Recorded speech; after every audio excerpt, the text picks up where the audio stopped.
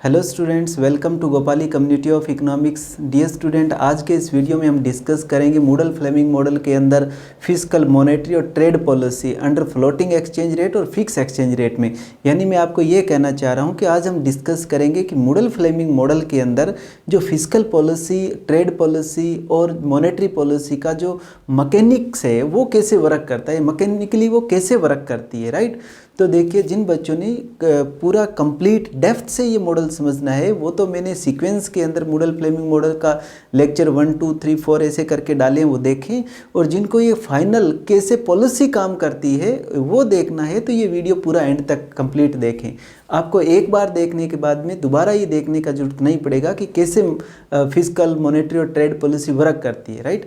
तो देखिए, आज हम डिस्कस करते हैं पहले कि फिस्कल पॉलिसी डिस्कस करेंगे अंडर फ्लोटिंग एक्सचेंज रेट के बारे में, राइट। तो मैं आपसे डिस्कस कर चुका हूं कि ये LM कर्व कैसे बनेगा। ये LM स्टार है और ये IS स्टार है, राइट। तो मैं आपसे पहले डिस्कस किया है कि ये कर्व का डेरिवेशन कैसे होगा। आज मैं जस्ट इन कर्व के ऊपर पॉलिसी के बारे में आपसे डिस्कस करूंगा।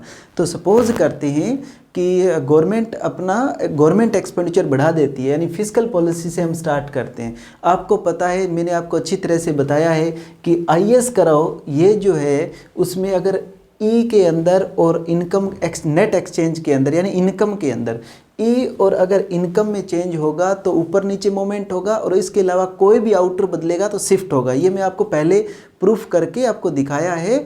जो वीडियो देखेगा जिसके अंदर ये मेंशन किया मैंने कि y = a - bx, एक ग्राफ बनाने के लिए हमें कैसी इक्वेशन चाहिए, वहाँ पर मैंने एक्सप्लेन किया है, राइट। तो देखिए, जैसे ही गवर्नमेंट का एक्सपेंडिचर बढ़ेगा IS कर्व शिफ्ट करेगा। क्यों शिफ्ट करेगा? क्योंकि गवर्नमेंट का एक्सपेंडिचर आउटर है, यहाँ इनर कौन है? E और इनकम, राइट। गवर्नमेंट के एक्सपेंडिचर से IS कर्व शिफ्ट करेगा। लेकिन LM कर्व हमने डेरिवेशन के अंदर पढ़ा है कि LM कर्व जो है वो वर्टिकल होता है मूडल फ्लेमिंग मॉडल के अंदर, राइट।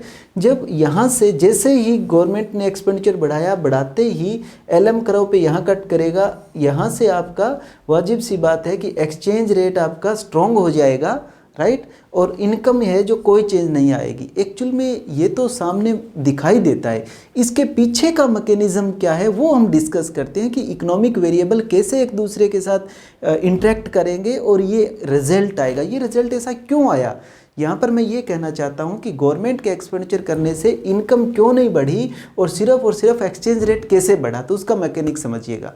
जैसे ही गवर्नमेंट एक्सपेंडिचर करती है, गवर्नमेंट के एक्सपेंडिचर करने से आपको अच्छी तरह से पता है डिमांड बढ़ती है। डिमांड क्योंकि कंजप्शन के थ्रू, जैसे सपोज कीजिए गवर्नमेंट ने 100 रुपये एक्सपेंडिचर किया, तो किसी की जो कंजप्शन है मैंने उसको 100 रुपये डायरेक्ट दे दिया कि ये लो आपको 100 रुपये, उनसे गड्ढा खुदवा लिया या उनसे कोई हाईवे पे मिट्टी डलवा ली। गवर्नमेंट है, सपोज में गवर्नमेंट है, राइट। तो मैंने उसको 100 रुपये दिए तो उसकी 100 रुपये इनकम हुई। फिर क्या होगा कि वो 100 रुपये के अंदर से अगर MPC 0.80 है तो वो 80 रुपये का जा करके किसी गोलगप्पे वाले के पास या किसी होटल वाले के पास खाना खाएगा, तो होटल वाले की इनकम कितनी हो गई? 80 रुपये। फिर होटल वाला जा करके किसी और से कुछ सर्विस, अपने बच्चों की फ़ीस भरेगा, तो उसकी इनकम कितनी हो गई? 80 के अंदर से 64 रुपये। तो ऐसे ऐसे बढ़ती जाएगी। तो ऐसे हमने देखा कि इनकम टोटल कितनी हो जाएगी? 500 रुपये इनकम, जो मैंने पहले वाले वीडियो में आपसे डिस्कस किया है, राइट। तो इसका मीनिंग कि गवर्नमेंट के एक्सपेंडिचर करने से कंजप्शन यानी डिमांड के थ्रू इनकम बढ़ेगी, राइट। तो अगर इसका दूसरा साइड पकड़ लेते हैं कि जो हाईवे बन गया उससे क्या होगा, तो प्रोडक्शन कैपेसिटी और ग्रोथ मॉडल आपके स्टार्ट हो जाते हैं। तो खैर, मैं अभी आपसे ये बात कर रहा हूँ कि गवर्नमेंट के एक्सपेंडिचर करने से डिमांड साइड के वे से आपका इनकम बढ़ेगा। इनकम बढ़ेगा। अब देखिए, इनकम बढ़ेगा तो जब हमने LM कर्व बनाया था तो रियल मनी बैलेंस M/P ये कांस्टेंट था। अब इनकम बढ़ने का क्या मीनिंग है? प्रोडक्शन का बढ़ना। तो जैसे मैं एक एग्जांपल देता हूँ। सपोज करें कि आपके खेत में 10 कोई किसान हैं, उनके खेत में 1-1 किलो गेहूँ हो रहा था। तो 10 किलो गेहूँ था और गेहूं का प्राइस था मान लीजिए 1 रुपये। तो इसका मीनिंग अगर हम टोटल उससे मल्टीप्लाई कर दें 10 किलो गेहूं का 1 रुपये पर किलो गेहूं से, पर किलो रुपीज़ रेट से, तो 10 रुपये बनेंगे। अब आपका इकोनॉमी में मनी सप्लाई वही 10 रुपये रहती है और प्राइस वही 1 रुपया होता है, लेकिन गेहूं डबल हो गया। गेहूं डबल होने का मीनिंग है 20 किलो गेहूं हो गया, हर किसान के 2-2 किलो गेहूं हो गया। तो अब कितने रुपए मांगेंगे? 20 का 1 से मल्टीप्लाई होगा तो 20 रुपये मांगेंगे। और मनी सप्लाई कितना है? 10। मनी सप्लाई है 10 और मांगे डिमांड होगी 20 की, तो वाजिब सी बात है इंटरेस्ट रेट बढ़ेगा। इंटरेस्ट रेट बढ़ने की वजह से आपकी कंट्री में इनफ्लो होगा, क्योंकि बाहर के जो इन्वेस्टर्स हैं वो यहाँ पर हाई इंटरेस्ट रेट होने की वजह से यहाँ से गेन करना चाहेंगे। तो जैसे ही इनफ्लो होगा, देश के अंदर करेंसी आएगी, तो बाहर वाले जो लोग हैं वो डॉलर को छोड़ेंगे और रुपए को लेंगे। तो रुपए को लेने की वजह से रुपए का डिमांड बढ़ जाएगा। रुपए का डिमांड बढ़ेगा तो रुपया स्ट्रॉन्ग हो जाएगा। रुपया अगर स्ट्रॉन्ग होगा तो मैंने पहले डिस्कस किया है, एक्सपोर्ट हमारा महंगा हो जाएगा और इंपोर्ट हमारा सस्ता हो जाएगा। तो एक्सपोर्ट हमारा महंगा होने की वजह से एक्सपोर्ट कम हो जाएगा। जैसे ही एक्सपोर्ट कम होगा तो इनकम हमारी गिर जाएगी। तो अल्टीमेटली क्या होगा कि गवर्नमेंट एक्सपेंडिचर से जो इनकम बढ़ी थी वो इनकम वापस गिर जाएगी। नेट रिजल्ट आपके हाथ में क्या आएगा? High exchange rate. This is the mechanism under the fiscal policy. कब? जब अंडर फ्लोटिंग एक्सचेंज रेट हो। तो लास्ट में मैं 1 मिनट में रिपीट करना चाहता हूँ, दोबारा से वो देखिएगा कि जैसे गवर्नमेंट ने एक्सपेंडिचर किया, इनकम बढ़ी, इनकम के बढ़ने से मनी सप्लाई और प्राइस कांस्टेंट था तो मनी की डिमांड बढ़ी। यानी कि जैसे गवर्नमेंट एक्सपेंडिचर करेगी इनकम बढ़ेगी। इनकम के बढ़ने से अगर प्राइस कांस्टेंट है, इनकम जब भी मैं बोलता हूँ तो आप समझे प्रोडक्शन, राइट। तो जैसे गवर्नमेंट ने एक्सपेंडिचर किया, प्रोडक्शन बढ़ा, प्रोडक्शन के बढ़ने से प्रोडक्शन बढ़ा, लेकिन इकोनॉमी में प्राइस और मनी सप्लाई कांस्टेंट है। नॉमिनल मनी सप्लाई ये एम और ये पी, ये कांस्टेंट है। तो वाजिब सी बात है जब प्रोडक्शन बढ़ा, यानी गेहूं 20 किलो हो गया, 1 रुपया प्राइस है तो 20 रुपये मांगेंगे ट्रांजैक्शन के लिए, लेकिन इकोनॉमी में पैसे कितने हैं? इकोनॉमी में 10 ही रुपये हैं, तो इंटरेस्ट रेट बढ़ेगा। क्यों? क्योंकि मनी की सप्लाई से मनी की डिमांड ज़्यादा है। इंटरेस्ट रेट बढ़ेगा तो इनफ्लो होगा, इनफ्लो होगा तो करेंसी स्ट्रॉन्ग होगी, करेंसी अगर स्ट्रॉन्ग होगी तो एक्सपोर्ट कम होगा, एक्सपोर्ट कम होते इनकम वापस गिर जाएगी, और इनकम वापस गिरेगी तो इसका मीनिंग जो बढ़ी हुई इनकम है वहाँ से आप वापस यहीं आ जाएंगे और हाथ में आएगा हमारे सिर्फ और सिर्फ एक्सचेंज रेट स्ट्रॉन्ग। इसका मीनिंग ये हुआ कि फ्लोटिंग एक्सचेंज रेट के अंदर फिस्कल पॉलिसी वर्क नहीं करती है, राइट। तो नेक्स्ट देखते हैं, अब हम मॉनेटरी पॉलिसी का देखते हैं फ्लोटिंग एक्सचेंज रेट के अंदर, उसमें क्या मैकेनिज्म होगा। क्लियर हो गई ये बात? ठीक है, देखिएगा। अब हम बात करते हैं, वो देखिए कि monetary policy under floating exchange rate, right. तो मॉनेटरी पॉलिसी कैसे वर्क करती है? तो देखिए, मॉनेटरी पॉलिसी में जैसे ही आप मनी सप्लाई बढ़ाएंगे, जैसे ही मनी सप्लाई बढ़ाएंगे तो मनी सप्लाई बढ़ाते ही आपका इंटरेस्ट रेट डाउन जाएगा।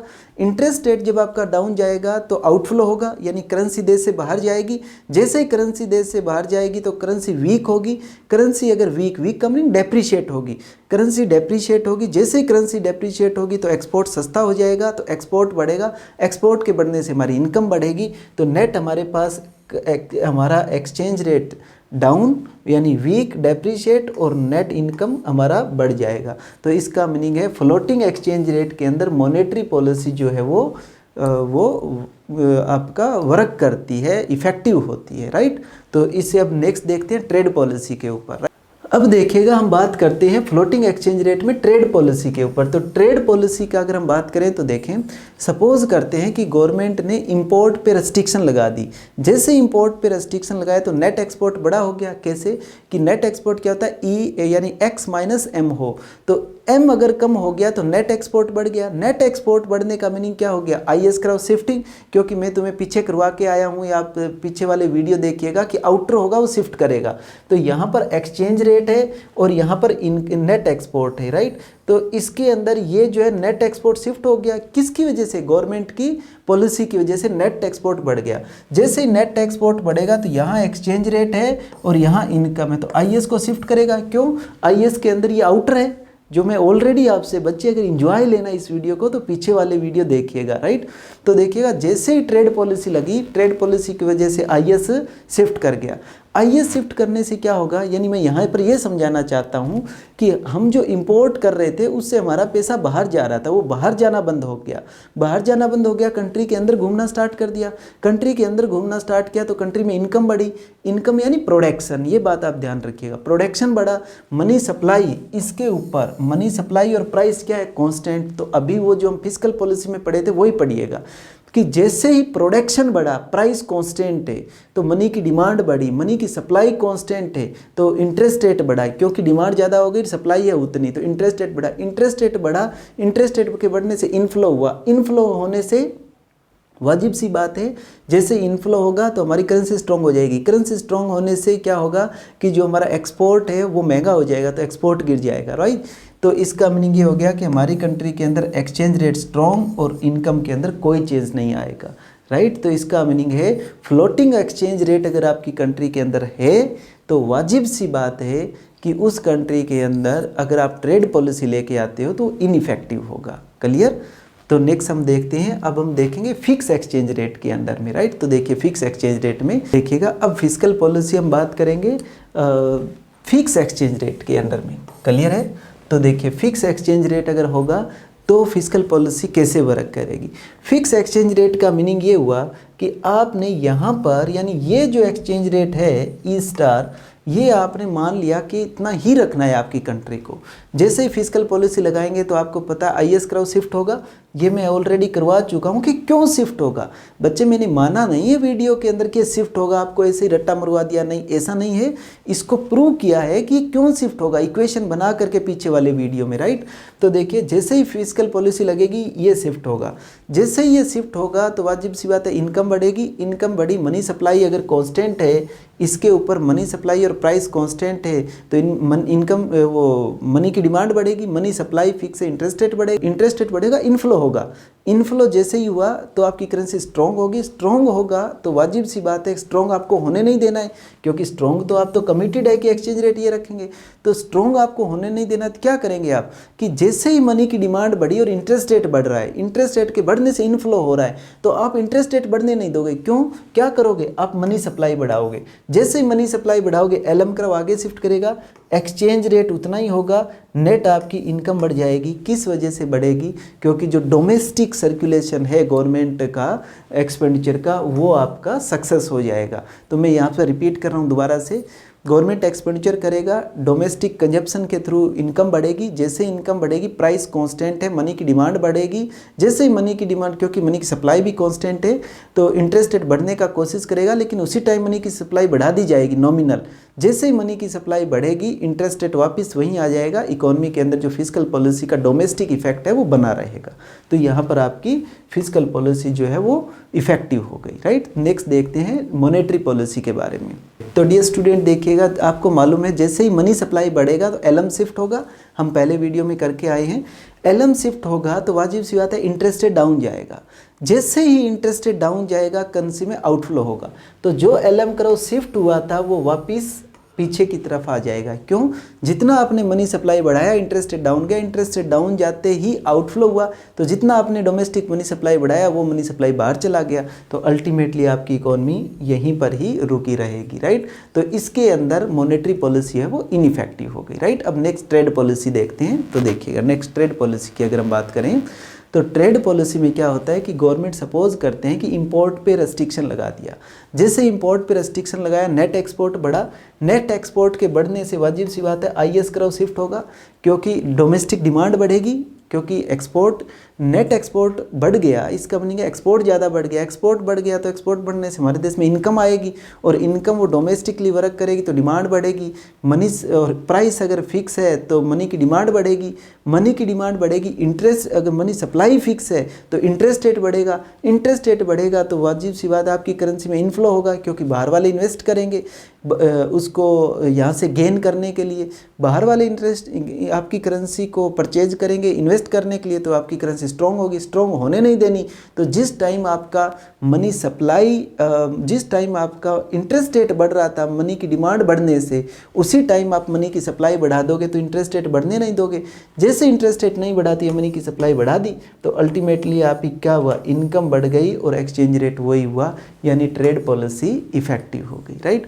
तो ये बेसिकली मैकेनिज्म है मूडल फ्लेमिंग मॉडल का एनालिसिस है कि अगर स्मॉल इकोनॉमी है तो उसके अंदर फ्री कैपिटल अगर मोबिलिटी है तो अगर ट्रेड पॉलिसी और मॉनेटरी पॉलिसी और fiscal policy under fix exchange rate और फ्लोटिंग एक्सचेंज रेट कैसे वर्क करती है, राइट। तो ये आपका मैकेनिज्म था। और नेक्स्ट वीडियो में हम एक इंटरेस्टिंग बात डिस्कस करेंगे कि इम्पॉसिबल ट्रिनिटी वो कैसे वर्क करती है। इम्पॉसिबल ट्रिनिटी इसी के साथ जुड़ी हुई है कि वो हम नेक्स्ट वीडियो में एक्सप्लेन करेंगे, तो आप वो वीडियो पूरा अच्छे से भी देखिएगा, राइट। उसके अंदर से क्वेश्चंस भी कॉम्पिटिटिव एग्जाम में आते रहते हैं, ठीक है। Thank you so much.